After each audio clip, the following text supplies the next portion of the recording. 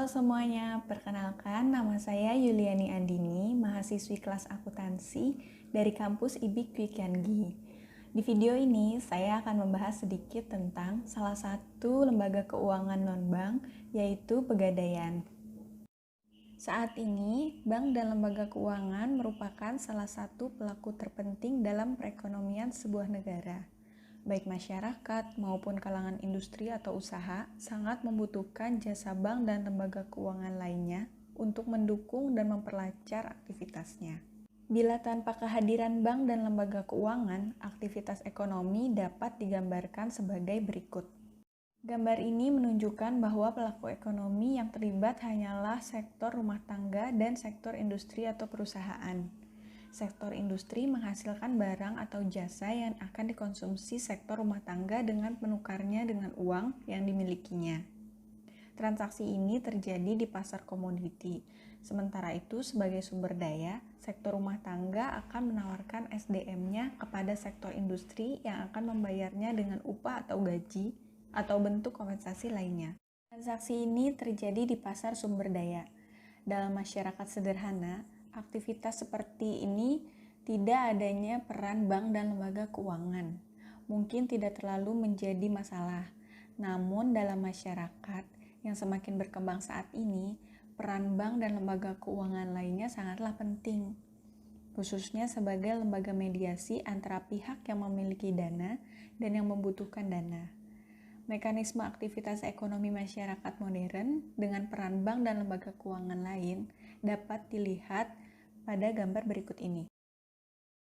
Nah, seperti yang terlihat pada gambar, ini adalah mekanisme aktivitas ekonomi pada masyarakat kompleks dan modern yang secara umum dapat dikatakan bahwa bank dan lembaga keuangan menjadi pihak perantara bagi sektor rumah tangga dan sektor industri, khususnya di dalam menyerap dana dari sektor rumah tangga dalam bentuk tabungan dan menyalurkannya kepada sektor industri sebagai kredit investasi.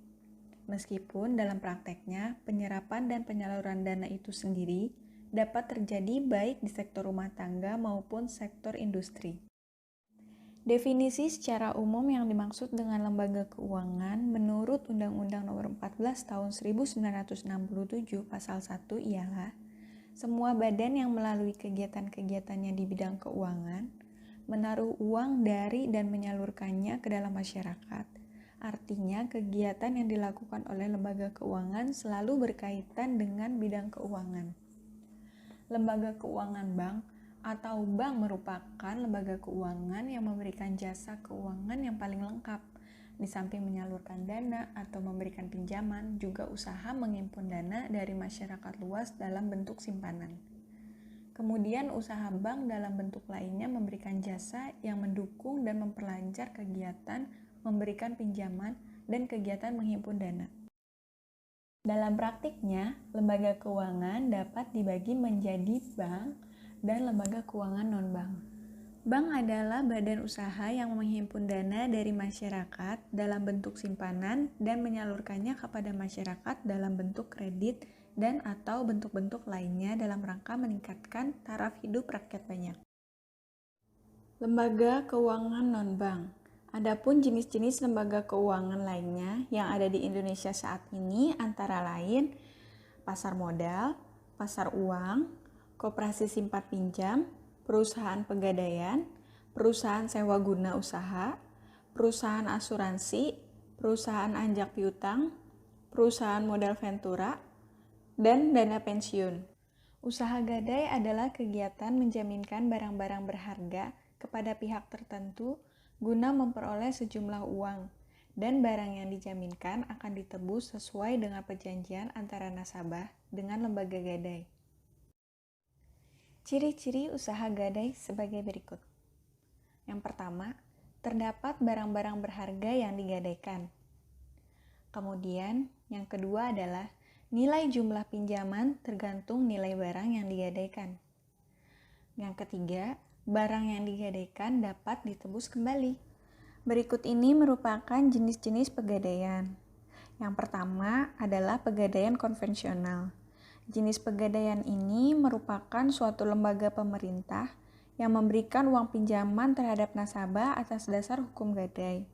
Pegadaian konvensional ini sudah tersebar ke semua pedesaan. Namun, jenis pegadaian ini masih menggunakan sebuah sistem pencatatan manual dengan menggunakan sistem bunga dan tarif jasa simpannya yang cukup besar. Yang berikutnya ada pegadaian syariah. Jenis pegadaian ini adalah sebuah lembaga keuangan atau divisi dari bentuk pegadaian dengan memberikan uang pinjaman sesuai dengan sebuah prinsip-prinsip syariat Islam. Oke, mungkin dari beberapa kalian pernah berpikir, dari mana sih asal mula pegadaian? Usaha pegadaian di Indonesia dimulai pada zaman penjajahan Belanda, di mana pada saat itu tugas pegadaian adalah membantu masyarakat untuk meminjamkan uang dengan jaminan gadai. Pada mulanya, usaha ini dijalankan oleh pihak swasta. Namun, dalam perkembangan selanjutnya, usaha pegadaian ini diambil alih oleh pemerintah Hindia Belanda. Kemudian dijadikan perusahaan negara menurut Undang-Undang Hindia Belanda pada waktu itu, dengan status dinas pegadaian. Nah, sekarang, apa sih keuntungan usaha gadai itu? Keuntungan pegadaian adalah pihak pegadai tidak mempermasalahkan untuk apa uang tersebut digunakan. Dan hal ini tentu bertolak belakang dengan pihak perbankan yang harus dibuat serinci mungkin tentang penggunaan uangnya. Begitu pula dengan sanksi yang diberikan relatif ringan. Apabila tidak dapat melunasi dalam waktu tertentu, sanksi yang paling berat adalah jaminan yang disimpan akan dilelang untuk menutupi kekurangan pinjaman yang telah diberikan.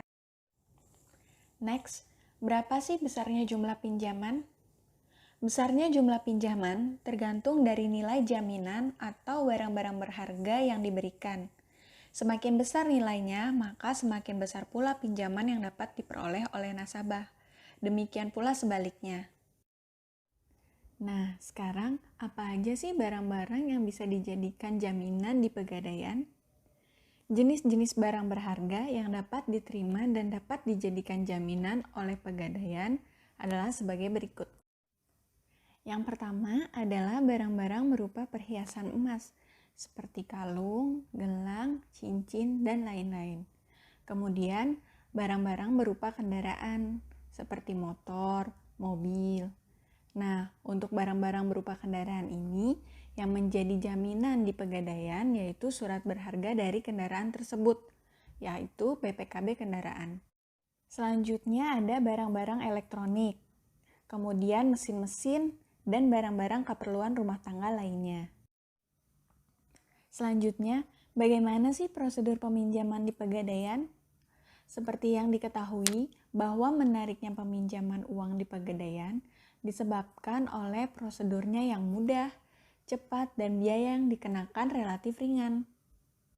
Di samping itu, biasanya pegadaian tidak begitu mementingkan untuk apa uang tersebut digunakan. Yang penting, setiap proses peminjaman uang di pegadaian harus dengan jaminan barang-barang tertentu. Kekurangan dan kelebihan pegadaian bagi nasabah. Kekurangannya adalah, yang pertama, harus ada sebuah jaminan untuk mendapatkan uang. Yang kedua, uang yang didapatkan cenderung jauh lebih rendah dari harga barang sebenarnya. Yang ketiga, jumlah uang yang dapat diberikan sangat terbatas. Kemudian untuk kelebihan pegadaian bagi nasabah, yaitu pertama, prosedur yang sangat sederhana. Kedua, tidak perlu membuka rekening seperti pada tabungan atau deposito. Yang ketiga adalah jangka waktu dapat juga diperpanjang jika bunga sudah dibayarkan. Nah, adapun kegiatan usaha pegadaian lainnya, yaitu melayani usaha taksiran, melayani jasa titipan barang, memberi kredit, dan ikut serta dalam usaha tertentu bekerja sama dengan pihak ketiga. Oke, sekian video pembahasan tentang pegadaian. Semoga video ini bermanfaat buat teman-teman semua. Mohon maaf apabila ada kekurangan dan kesalahan. Terima kasih sudah menonton. Sampai jumpa.